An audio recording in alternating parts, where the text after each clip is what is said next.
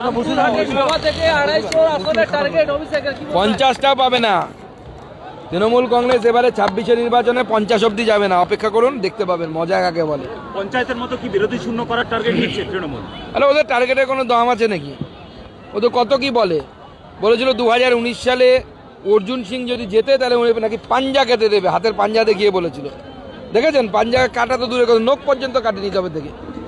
মালদায় অভিষেকের সবার আগে চলল গুলি যখন তৃণমূলের একজন কর্মী।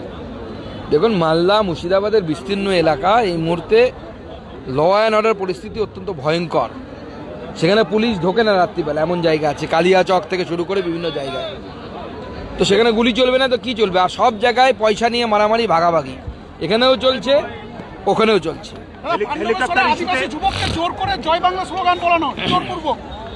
দেখুন এই বাংলাদেশি স্লোগান যার ইচ্ছা হবে সে বলবে, কারো যদি বাংলাদেশকে ভালো লাগে সে বলবে, কিন্তু কাউকে জোর করে বলানো আর তাকে এইভাবে একজন আদিবাসীকে বলানো, আদিবাসীদের উপরে সব এইভাবে অত্যাচার করছে তৃণমূল কংগ্রেস, আদিবাসীদের জায়গা দখল করে নিচ্ছে। আমাদের কমলি হাসদা বলে একজন আদিবাসী বিএলও ছিল, তাকে তৃণমূলের দুধেল গায়ে গিয়ে মেরেছে। বিএলও কমপ্লেন করেছে বলে তার বিরুদ্ধে। হেলিকপ্টার ইস্যুতে অভিষেক বন্দ্যোপাধ্যায় বলেছেন যে বাংলা বিরোধী চক্রান্ত করা হচ্ছে নির্বাচন। একদম মিথ্যে কথা বলেছেন। আমি যেটা বললাম উত্তর ভাষণে ওটাই হচ্ছে সঠিক কথা। এই যে হেলিকপ্টারটা নতুন হেলিকপ্টার, নতুন অপারেটর নিয়েছিল অভিষেক বন্দ্যোপাধ্যায়, তার এই হেলিকপ্টারের পারমিশন করা ছিল না, অন্য 3টে হেলিকপ্টারের পারমিশন করা ছিল। সে ভেবেছিল এত তাড়াতাড়ি পারমিশন হয়ে যাবে। নতুন হেলিকপ্টারের পারমিশন এত তাড়াতাড়ি হয় না। যে হেলিকপ্টারের পারমিশন আছে সেটা রিনিউ তাড়াতাড়ি হয়, কিন্তু নতুন করে পারমিশন করতে গেলে সময় লাগে। শেষে যেগুলোর পারমিশন দেয়া আছে তাদের মধ্যে থেকে একটি নিয়ে উড়ে গেছিল। এবার কি ভোট এগিয়ে আসতে পারে অমিত শাহ? ও তো ইলেকশন কমিশন বলবে, আমরা কিভাবে বলবো? শওকত মোল্লা গোষ্ঠীর লোকদেরকে মারধর এবং আইএসএফ এর লোকদেরকে গ্রেফতার করা হচ্ছে, তার বিরোধীদের কন্ট্রোল করার চেষ্টা, কি বলবেন? দেখুন মারামারি করেছে তো হচ্ছে শওকত মোল্লা আর আরাবুল। শওকত আর আরাবুল যদি মারামারি করে তাহলে পরে সেখানে আইএসএফ কে গ্রেফতার করার কি আছে? এবারে ভোটে কত কেন্দ্রীয় বাহিনী চাইছেন আপনারা?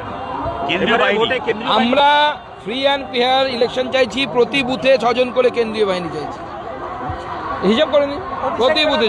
অভিষেক ব্যানার্জি সোনালী খাতুনের ছেলের নাম দিয়েছে আপন, কি বলবেন? অভিষেক ব্যানার্জি সোনালী খাতুনের ছেলের নাম দিয়েছে আপন। আপন নাম দিলে তো হবে না। অভিষেক ব্যানার্জি সম্ভবত জানেন না যে মুসলিম বাচ্চার নামকরণ হাদিস অনুসারে হয়, কোরআন অনুসারে হয়, তার নিয়ম আছে। মৌলভী সাহেব নামকরণ করবে।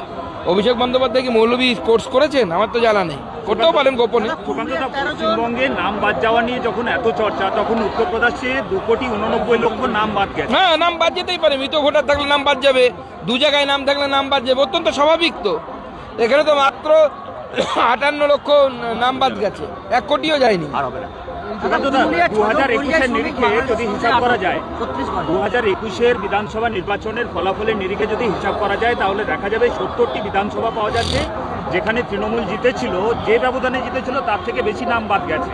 আপনাদেরও এমন 39টা আসনের হদিশ পাওয়া যাচ্ছে। কোনো অসুবিধা নেই, আমরা তো কিছু বলছি না। নাম বাদ গেছে তো নাম বাদ গেছে, যার অথেন্টিক। যদি কারো অবৈধভাবে নাম বাদ যায়, ধরুন আমি যোগ্য কিন্তু আমার নামটা বাদ গেছে, তো সেক্ষেত্রে আমি ড্রাফট লিস্টের বিরুদ্ধে আমার অ্যাপ্লিকেশনের সুযোগ আছে। তো যেটা সঠিক সেটা হোক। নির্বাচন কমিশন সুষ্ঠুভাবে ত্রুটিমুক্ত ভোটার তালিকা তৈরি করে। তাহলে রাজনৈতিক হিসেব নিকেশটাই তো বদলে যেতে পারতো আসন সংখ্যাতে।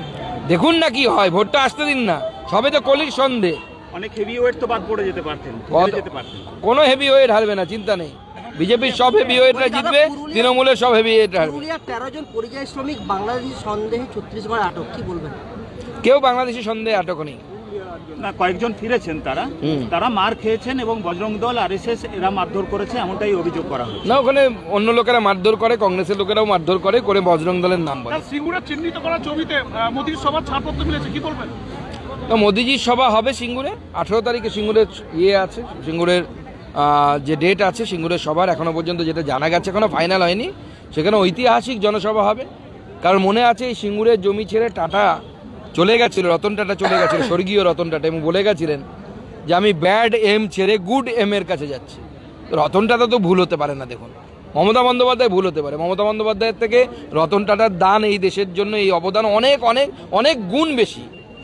জলপাইগুড়িতে এখনো টাটা ভোট শোরুমে ঘোষণা হামলা। হয়নি, তার আগেই আইন শৃঙ্খলার রিপোর্ট তলব। জেলা শাসকদের থেকে প্রতি সপ্তাহে জেলা ভিত্তিক আইন শৃঙ্খলার রিপোর্ট তলব করেছেন মুখ্য নির্বাচনী আধিকারিক। দেখুন, নির্বাচন আধিকারিকের যে পদ, এই পদটি হচ্ছে সংবিধান স্বীকৃত পদ। সেই সংবিধান স্বীকৃত পদ, তার নিয়ম কানুন আছে, তার দায়িত্ব হচ্ছে ফ্রি অ্যান্ড ফেয়ার ইলেকশন করানো। প্রতি বছর ভারতবর্ষের কোনো রাজ্যে বিধানসভা ভোটের পর কেউ মারা যায় না। পশ্চিমবঙ্গে প্রতি বছর মারা যায়, পঞ্চায়েত ভোটে প্রতি বছর মারা যায়। কংগ্রেসের মরে, কখনো বিজেপির মরে। আমাদের তো 300 জনকে প্রায় আমরা হারিয়েছি। এটা সভ্য সমাজে চলতে পারে না, এটাকে বন্ধ করতেই হবে।